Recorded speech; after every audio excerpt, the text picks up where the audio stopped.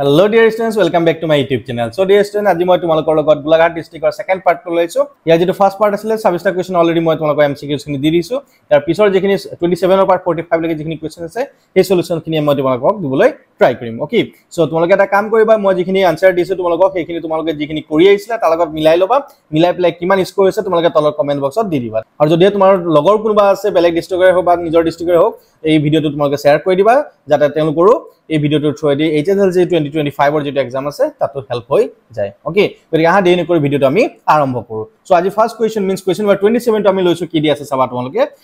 যদি ABC আৰু PQR দুটা সদৃশ ত্ৰিভুজ হয় যাতে এংগল C = 52 P = 70 তেন্তে B মানটো কিমান আমাক খুদিছে। ঠিক আছে, দুটা আমাৰ সিমিলাৰ ট্ৰায়াঙ্গল বুলিছে। তো আমি ট্ৰায়াঙ্গলটো এবাৰ ড্ৰ কৰি চাও। ঠিক আছে, এটা ট্ৰায়াঙ্গল মই A B C লৈছো আৰু এটা ট্ৰায়াঙ্গল P Q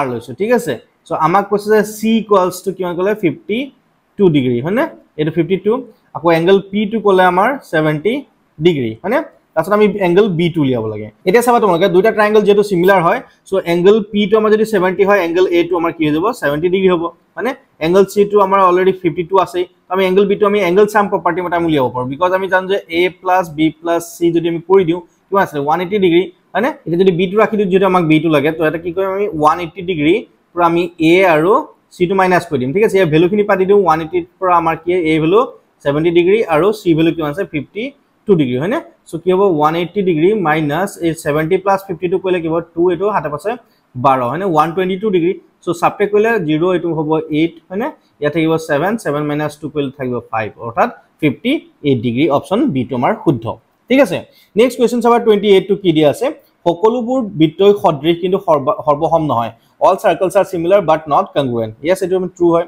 ঠিক আছে, সকলোবোৰ সমদ্বিবাহু ত্ৰিভুজেই সদৃশ। সকলোবোৰ সমদ্বিবাহু বা আইসোসেলেস ট্ৰায়াঙ্গল আমাৰ সিমিলাৰ বা সদৃশ হ'ব নোৱাৰে কাৰণ চাবা তোমালোকে যদি এটা শেপ আঁকিছো সাপোজ এইটো লগত এইটো ইকুয়াল হয়। ঠিক আছে, দুটা ইকুয়াল হলে তাৰপিছত চাবা অকমান যদি এনেকে বেকাকে আঁকো, ঠিক আছে সাপোজ এইটো লগত এইটো ইকুয়াল দুটা আমি দেখাত একে নহয় সিমিলাৰ নহয়। ঠিক আছে, অৰ্থাৎ এইটো আমাৰ ভুল হ'ব মানে A টো শুদ্ধ B টো ভুল। আমি A টো শুদ্ধ B টো মানে অৰ্থাৎ অপচন A টো আমাৰ শুদ্ধ হ'ব। কোৱেশ্চন নম্বৰ 29 টো কি আছে চাবা তোমালোকে, ত্ৰিভুজ ABC DE parallel to BC যদি AD = 4 DB = 6 আৰু A = 8 cm হয় AC ৰ মানটো আমি উলিয়াব লাগে। ঠিক আছে, প্ৰথমতে আমি কি কৰিম ABC ট্ৰায়াঙ্গলটা ড্ৰ কৰি লৈছো এনেকে। ঠিক আছে, আকৌ BC ৰ প্যাৰেলাল কে আমাৰ DE এটা সমান্তৰাল ৰেখা আমি আঁকিব কৈছে। ঠিক আছে, তাৰছত আমাক কৈছে যে AD কিমান দিয়া আছে 4 DB দিয়া আছে 6 AE দিয়া আছে 8 আমাৰ AC মান এই গুটেটো উলিয়াব লাগে। ঠিক আছে, সো আমি প্ৰথমতে EC উলিয়াই লও তাৰ লগত A যোগ কৰিলে আমাৰ হৈ যাব। ঠিক আছে, সো এতিয়া চাবা তোমালোকে এইটো আমাৰ AD পাৰ্ট আছে 4 আৰু A আছে 8 আছে হয়নে। সো আমাৰ কিমান গুণ আছে দুগুণ আছে হয়নে। তো এইটো যদি 6 হয় DB টো তেতিয়ালে EC কিমান হ'ব 12 হ'ব, দুগুণ 6 দুগুণ 12 হয়নে, আৰু এইটো 12 হয় এইটো 8 আছিল হয়নে, 12 8 20 মানে AC মানটো কিমান হৈ যাব 20 হ'ব। সো দিয়াছো আমি কোৱেশ্চন নম্বৰ 30 টো আমি ডিসকাস কৰো কি দিয়া আছে চাবা তোমালোকে, ত্ৰিভুজ DEF আৰু PQR দুটা আমাৰ সদৃশ বুলি দিয়া আছে। ঠিক আছে, তাৰছত আমি কি কৰিব লাগে x + y মানটো আমি উলিয়াব লাগে। ঠিক আছে, এতিয়া আমি জানো যে দুটা ত্ৰিভুজ যদি একে হয় ইয়াৰ বাহুৰ যিখিনি অনুপাত মানে ঠিক আছে সাইডৰ ৰেশিও খিনি আমাৰ কি হৈ যায় ইকুয়াল হয়। ঠিক আছে, অৰ্থাৎ 3/x যদি কৈ দিও কি ঠিক আছে আমাৰ কি হ'ব 3/x যদি ইকুয়াল কাৰ লগত হ'ব 8/12 হৈ যাব হয়নে। সো আমি লিখি দিও 8/12। ইয়াক যদি ক্ৰস কৰি দিও x টো ইফালে গলে কি হৈ যাব আমাৰ এইটো 3 * 12/8 হৈ যাব, ইয়াৰ উল্টা হৈ যাব হয়নে। কেনসেল কৰিলে কি হ'ব 4 2 * 8 হয়নে, আকৌ 4 3 * 12 আলটিমেটলি ইয়াৰ মানটো হৈ গল 3 3 * 9/2 হৈ গল। x ৰ মানটো আমি 9/2 পালো। আকৌ চাম আমি এইটো y আছে এইটো 9 আছে, ইয়াৰ ৰেশিওটো আমি চাব পাৰিম মানে y/9 যদি কৈ দিও দ্যাট ইজ ইকুয়ালস টু কি হ'ব अगेन 8/12 হৈ যাব হয়নে। সো ইয়াতো যদি আমি y টো ৰাখি দিও 9 টো ইফালে ক্ৰস মাল্টিপ্লাই কৰি দিব পাৰিম 8/12 * 9 হয়নে। সো আমি 3 3 * 9 আৰু 3 4 * 12 হ'ব, আকৌ 4 2 মানে আলটিমেটলি 2 3 গুণ 6 হৈ যাব মানে y মানটো পালো 6 আৰু x ৰ মানটো 9/2 পালো। তো আমি দুটা যোগ কৰিব লাগে। ঠিক আছে, so 6 +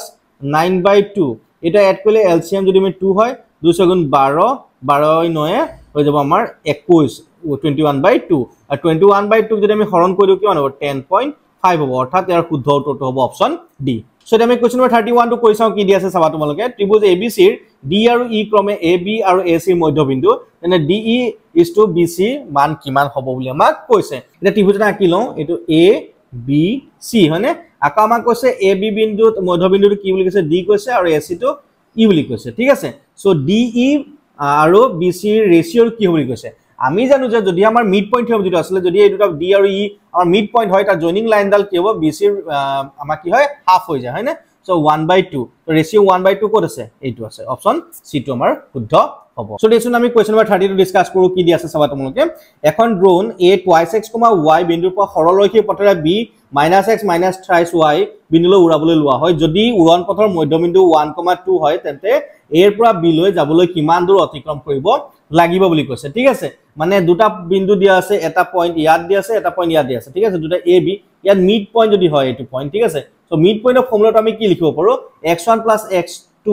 by 2, y1 + y2 by 2 আমি হেতু ইউজ কৰি চাও তো মধ্যবিন্দু আমাক অলৰেডি দিয়া আছে 1,2 আমি লিখিব পাৰিম 1,2 ইকুয়াল x1 + x2 মানে ইয়াত x1 জায়গাত কি আছে twice x আছে প্লাস ইয়াত আছে -x so twice x - x divided by 2 হৈ যাব নেক্সট y1 + y2 y1 ৰ জায়গাত কি আছে ইয়াত সিম্পলি y আছে মানে প্লাস এটো কি আছে -thrice so plus minus thrice y by 2 ইয়াক যদি অকমান ক্যালকুলেশন কৰি দিও কি হ'ব twice x পৰা যদি x গুছি যায় কি হ'ব x/2 হৈ যাব এটো এর অকল -thrice y পা y গলে কি হ'ব -twice y by 2 ঠিক আছে ইয়া যদি কম্পেয়ার কৰি দিও ঠিক আছে x এক্সিসৰ লগত x কোঅৰ্ডিনেটৰ লগত x কোঅৰ্ডিনেট আৰু y কোঅৰ্ডিনেট y কোঅৰ্ডিনেট যদি আমি কম্পেয়াৰ কৰো আমি কি হ'ব 1 = x/2 হৈ যাব সো ক্ৰস কৰিলে কি হ'ব x = 2 হৈ যাব হয়নে আকৌ যদি আমি y যিখিনি কোঅৰ্ডিনেট আছে কম্পেয়াৰ কৰো কি হ'ব 2 = -twice y by 2 ইয়া ক্রস কৰিলে আমাৰ কি হৈ যাব 2 to the 4 -twice y থাকি যাব সো -2 ডিভাইড কৰিলে y = কিমান হ'ব -2 ঠিক আছে y = -2 x = 2 ঠিক আছে এতিয়া চাবা তোমালোকে পয়েন্ট দুটা আমাক লাগে a আৰু b ঠিক আছে a পয়েন্ট আমাৰ কি হ'ব আমাৰ a পয়েন্ট আছে twice x আছে হয়নে সো 2 * x হলে 2 to the 4 হ'ব আৰু y বুলি কিমান আছে -2 আৰু b পয়েন্টটো কি আছে আমাৰ -x মানে x ৰ জায়গাত কি আছে -2 হৈ যাব আকৌ -thrice y মানে y জায়গাত আমাৰ -2 অলৰেডি আছে আকৌ -- প্লাস 3 to 6 হৈ যাব সো এই দুটা পয়েন্টৰ মাজৰ যেটো ডিসটেন্স আছে আমি হেতু উলিয়াব লাগে ঠিক আছে সো এই ডিসটেন্সটো উলিয়াবৰ কাৰণে আমি কি কৰিম ফৰ্মুলা আমাৰ কি আছিল √x2 - x1 হোল স্কয়ার মানে আমি কি লিখব বা x1 - x2 হোল স্কয়ার যিকোনো এটা আমাৰ কৰিলে হৈ যাব সো কি হ'ব 4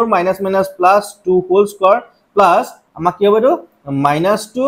- 6 হোল স্কয়ার হয়নে সো আলটিমেটলি 4 + 2 হলে 6 হ'ব 6 স্কয়ার 36 হয়নে আৰু -2 - 6 হলে আমাৰ -8 হ'ব -8 স্কয়াৰ কৰিলে 64 হয়নে স্কয়াৰটো আমাৰ থাকিব আকৌ চাবা তোমালোকে 36 + 64 হলে কিমান হ'ব 100 হৈ যাব আৰু 100 ৰ স্কয়াৰ ৰুট কিমান হয় 10 অৰ্থাৎ ইয়াৰ শুদ্ধ উত্তৰটো হ'ব অপচন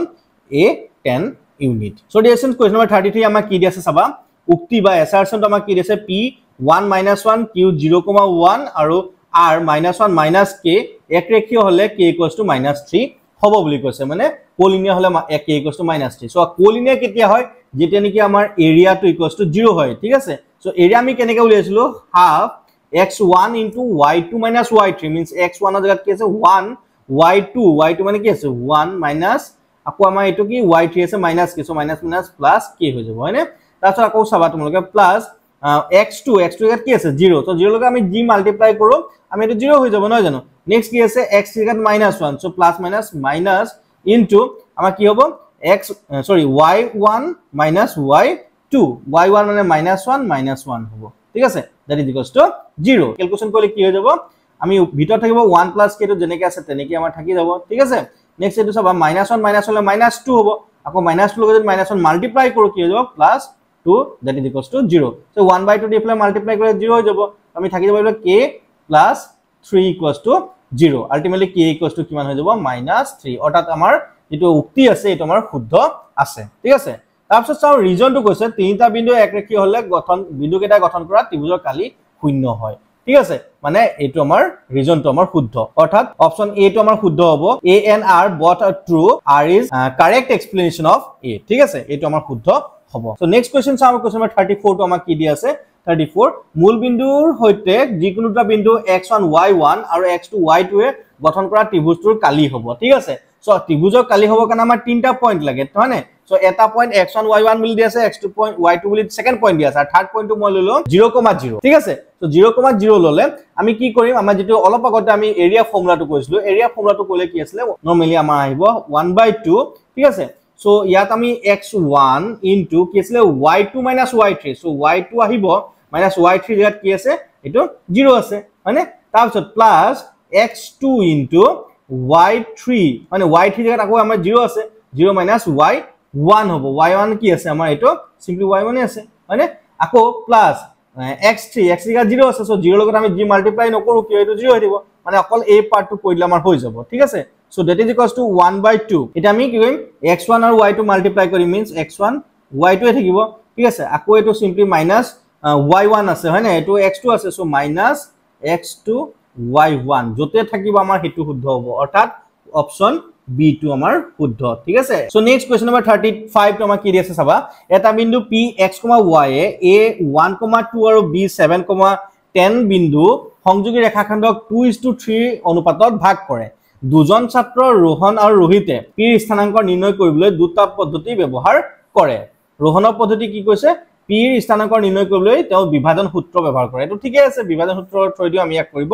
পাৰিম ঠিক আছে নেক্সট কৈছে তেওঁ a আৰু b ৰ মাজৰ দূৰত্ব নিৰ্ণয় কৰিবলৈ ইয়াক 2:3 ৰেচিঅত মানে অনুপাতত ভাগ কৰে আৰু p ৰ স্থানাঙ্ক নিৰ্ণয় কৰিবলৈ এই দুটা ভাগ ব্যৱহাৰ কৰে এটো আমি কৰিব পাৰো ঠিক আছে যদি আমি ডিসটেন্স a পয়েন্ট আছে b পয়েন্ট আছে দুটাৰ মাজত ডিসটেন্সটো উলিয়াই লৈ আমি যেটো ৰেচিও আছে এটা পয়েন্ট p বুলি লৈ লম ঠিক আছে a b আছে এই পয়েন্টটো p লম এই পয়েন্টটো 2:3 ৰেচিঅত ভাগ কৰে বুলি কম তাৰছত আমি ইয়াৰ ধুনিয়াকে আমি ইয়াৰ p কোঅৰ্ডিনেট উলিয়াব পাৰিম অৰ্থাৎ ইয়াৰ পদ্ধতিটো আমাৰ শুদ্ধ হৈছে দুটা পদ্ধতি আমাৰ শুদ্ধ হৈছে ঠিক আছে অৰ্থাৎ ইয়াৰ আমাৰ শুদ্ধ উত্তৰটো হ'ব দুইটা পদ্ধতি মিন্স অপচন সি টো আমাৰ শুদ্ধ হ'ব সো নেক্সট কোৱেশ্চন নম্বৰ 36 টো আমাক কি দিছে চাবা তোমালোকে 36 তলৰ কোনটোৰ বৰ্গমূল x1 y1 আৰু x2 y2 বিন্দু দুটাৰ মাজৰ দূৰত্বৰ সমান হ'ব এটোতে একেবাৰে দূৰত্ব সূত্ৰটোৱে হয় বৰ্গমূল ইয়াত খালি কত স্কয়াৰ ৰুটটো দিয়া নাই সো আমি কি লিখিম x2 - x1 whole square plus y2 - y1 whole square এটো আমাৰ শুদ্ধ হ'ব ঠিক আছে মানে ইয়াৰ বৰ্গমূলটোৱে এই দুটা বিন্দুৰ মাজৰ দূৰত্ব নিৰ্ণয় কৰিব পৰা যাব নেক্সট 37 টো আমাক কি দিছে কোৱেশ্চন নম্বৰ থিটাৰ মান 45 ডিগ্ৰী হলে তলৰ কোনটো হয়তো হ'ব ঠিক আছে if the value of theta is 45 degree then which of the following is true ঠিক আছে সো এটা কথা মনত ৰাখিবা থিটা 45 ঠিক আছে অপচন বি টো আমাৰ শুদ্ধ হ'ব কিয় হ'ব চাবা tan 45 যদি চাও tan 45 ৰ ভ্যালু কিমান হয় 1 হয় আৰু cot 45 ৰ ভ্যালু আমাৰ কিমান হ'ব 1 হ'ব বা যদি প্ৰথম অপচনটো চাও আমি sin থিটা sin 45 কিমান হয় 1/√2 হয় আৰু cos cosec থিটা তো কি ইয়াৰ উল্টা হৈ যায় নহয় জানো সো এটো হ'ব √2 দুটা কেনেকৈ আমাৰ ইকুৱেল হ'ব দুটা ইকুৱেল নহয় তেনেকৈ sec থিটা আৰু cosec থিটা ঠিক আছে এটো আমাৰ 1/√2 হয় ঠিক আছে sec cos থিটা তো আমাৰ 1/√2 হয় sec থিটা তো only √2 মানে এটো আমাৰ শুদ্ধ নহব সো নেক্সট 38 টো আমাক কি দিছে ত্ৰিকোণমিতিক অভেদবোৰ প্ৰমাণ কৰিবৰ বাবে তলৰ কোনটো উপপাদ্য অতি প্ৰয়োজনীয় which of the following theorem is most essential to prove the trigonometric identity ঠিক আছে trigonometric identity trigonometry আমি জানো যে trigonometry যদি আমি ষ্টাডি কৰিবলৈ যাওঁ প্ৰথমতে আমি পাইছিলো এটো এটা ৰাইট এংগল ট্ৰায়াঙ্গল হ'ব লাগিব মানে আমাৰ সমকোণী ত্ৰিভুজ হ'ব লাগিব তো সমকোণী ত্ৰিভুজত আমি পাইথাগোৰাছৰ বাহিৰে বেলেগ আমি ইউজ কৰিব নোৱাৰো বাকিখিনিও পাৰিম কিন্তু ইয়াত বেসিক্যালি আমি কি কৰিম পাইথাগোৰাছৰ যেটো উপপাদ্য পাইথাগোৰাছ থিওৰেমটো আমি ব্যৱহাৰ কৰিম mostly fine so next question টো হল 39 টো কি দি আছে চাবা তোমালোকে কাহৰ চিত্ৰত a b মাপ উলিয়াবলে মানটো উলিয়াব লাগে ঠিক আছে সো আমাক দিয়া আছে ac ভ্যালু দিয়া আছে 4 সেমি আৰু এংগল b টো 30 ডিগ্ৰী বুলি দিয়া আছে ঠিক আছে সো আমি জানো যে আমি উলিয়াব লাগে ab দিয়া আছে ac হয়নে সো চাবা আৰু 30 ডিগ্ৰী টো আমাৰ এংগল b বুলি আছে মানে থিটা বুলি যদি লৈ লও সাপোজ সো এটো আমাৰ হৈ গল হাইপোটেনিউজ আৰু এটো হৈ গল পাৰপেন্ডিকুলাৰ মানে এটো হৈ গৈছে আমাৰ পারপেন্ডিকুলার বাই হাইপোটেনিউজ নহয় হাইপোটেনিউজ বাই পারপেন্ডিকুলার ঠিক আছে সো হাইপোটেনিউজ বাই পারপেন্ডিকুলার হলে কি হৈ যায় cosec থিটা হৈ যায় ঠিক আছে আর থিটা জায়গাত আমাৰ আছে 30 ডিগ্ৰী হয়নে সো ab যেটো উলিয়াব লাগে তো আমি ac টো ফলে ক্রস কৰি দিও ইনটু cosec 30 ডিগ্ৰী হয়নে সো ac ভ্যালু আমাৰ দিয়া আছিল 4 সেমি আৰু cosec 30 ডিগ্ৰী কিমান হয় 2 হয় সো 4 2 * 8 অৰ্থাৎ ইয়াৰ শুদ্ধ উত্তৰটো হ'ব option C 8 cm so next question চাবা তোমালোকে কোৱেশ্চন নম্বৰ 40 টো কি দিয়া আছে আমাৰ কোনো এটা সূক্ষ্ম কোণ থিটাৰ বাবে sin থিটা = 7/5 হ'ব নোৱাৰে ইয়াৰ কাৰণ সঠিক কাৰণটো হ'ল ঠিক আছে তোমালোকে এটা কথা সদায় মনত ৰাখিবা sin আৰু cosৰ ভ্যালু সদায় 1 বা 1 তকৈ সৰু মানে 0 আৰু 1 ৰ মাজতে থাকিব ঠিক আছে দুইটা ইনক্লুসিভ হয় ফাইন সো আমাৰ কাৰণটো কোনটো হয় আমাক খুদিছে ঠিক আছে সো অপচন এ যেটো আছে এটো কি দি আছে সমদ্বিবাহু সমকোণী ত্ৰিভুজৰ সূক্ষ্ম কোণ দুটাৰ মান 45 ডিগ্ৰী আৰু 45 ডিগ্ৰী হ'ব পাৰে কোনো ইস্যু নাই ঠিক আছে যদি আমি এটা এনেকে আমি সমকোণী ত্ৰিভুজ লৈছো it's 90 ডিগ্ৰী এটো যদি 45 হয় তাহলে এই দুটা ইকুয়াল হ'ব বা এই দুটা ইকুয়াল হলে এইটো এংগল 45 এইটো এংগল 45 তো এইটো লগত আমাৰ কোনো সাইনৰ লগত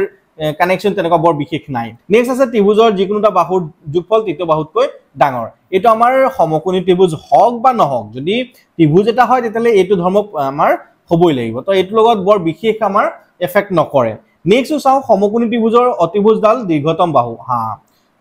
অতিভুজডালে আমাৰ আটাইতকৈ ডাঙৰ হয় মানে হাইপোটেনিউজটো আমাতকৈ আটাইতকৈ ডাঙৰ হয় আৰু আমি জানো যে sin θ